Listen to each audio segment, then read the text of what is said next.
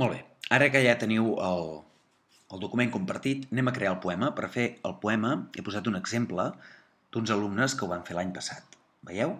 Aquí teniu el poema que van fer. Anem a veure quins passos seguireu vosaltres per fer el vostre poema. Pas número 1. Haureu d'escriure paraules sobre un tema que hagueu escollit per fer el poema. En aquest cas, aquests alumnes van triar el tema de la Terra i un alumne va escriure aquestes paraules i ho va escriure de color blau i un altre alumne ho va escriure de color vermell i va escriure aquestes altres paraules. A mi això m'ajuda que escriviu amb dos colors diferents perquè així veig què treballa un alumne i què fa l'altre alumne. D'acord? En el pas número 2 agafem aquestes paraules, un alumne agafa unes quantes paraules, un altre alumne agafa unes altres paraules i en el document que teniu al Moodle del curs TAC sobre recursos poètics, el que feien és agafar una paraula, triar un d'aquests recursos i crear una frase o un vers.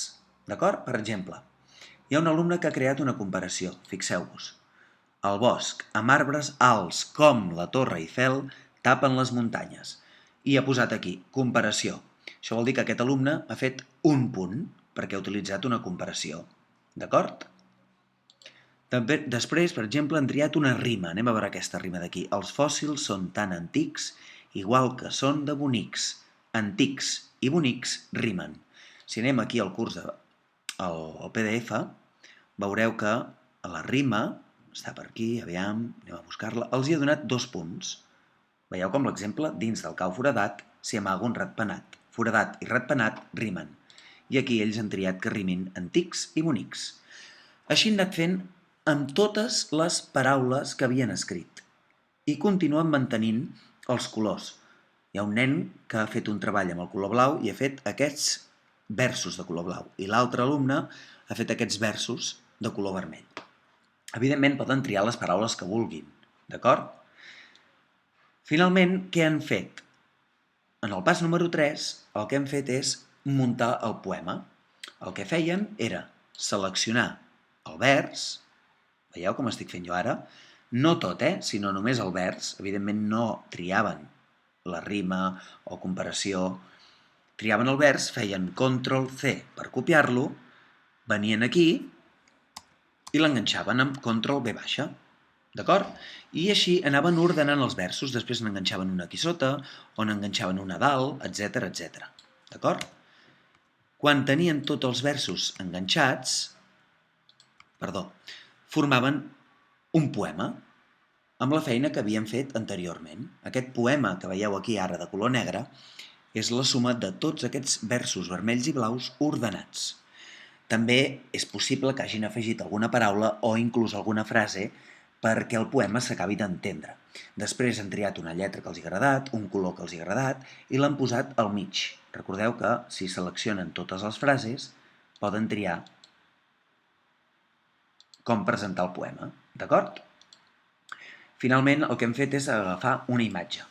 Per ficar una imatge aquí, han obert una pestanya nova, han buscat una imatge i han fet botó dret del ratolí a sobre de la imatge i han triat copia la imatge i després han vingut al document, han fet botó dret del ratolí, enganxa. I fixeu-vos que apareix la imatge. Simplement després pots triar com vols aquesta imatge. En línia vol dir que la vols fixa, que no es mogui. Ajustada al text vol dir, fixeu-vos què faré ara, si agafo aquesta imatge i la poso aquí, ajustada al text vol dir que es desplaçarà el text, veieu? O dividir el text vol dir que la imatge dividirà el text a dalt i a baix. Jo us recomano que fiqueu la imatge sempre al final del poema i així no molesti, d'acord? Mireu, ara tenim 2 planetes Terra. I així no molesti ni divideixi el text ni res raro, vale? Finalment, el que hem fet és corregir l'ortografia entre els dos. Com ho hem fet, això? Mireu, si tu, aquí hi ha unes frases que heu escrit entre tu i el teu company, no? Per exemple, si tu creus que la paraula, jo què sé, contaminació, no porta accent, primer la selecciones i vens a aquesta opció d'aquí. Veieu? Aquesta mena de quadradet negre amb línies blanques a dintre. Si ho cliques, apareix aquí un comentari on tu escrius contaminació amb accent o contaminació sense accent i fas comenta. El bo d'això és que la paraula queda assenyalada i l'altre alumne veu immediatament que tu li assenyales una paraula i que tens un dubte. Què heu de fer llavors? Per exemple, Eiffel. És Eiffel o Eiffel? Clar, és el nom d'una torre. Jo crec que, com que és un nom, ha d'anar en majúscula, no? Li puc respondre al meu company i ell automàticament veurà el comentari, o senzillament vinc aquí, fico Eiffel en majúscula perquè veig que el meu company té raó i dic aquest dubte està resolt i automàticament desapareix i la paraula queda corregida. D'acord? El mateix passaria amb contaminació. És contaminació amb accent o sense accent?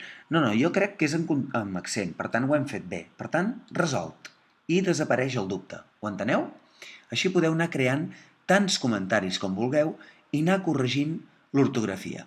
Quan hagueu acabat, li dieu al professor i ell també us farà els comentaris pertinents del que cregui oportú.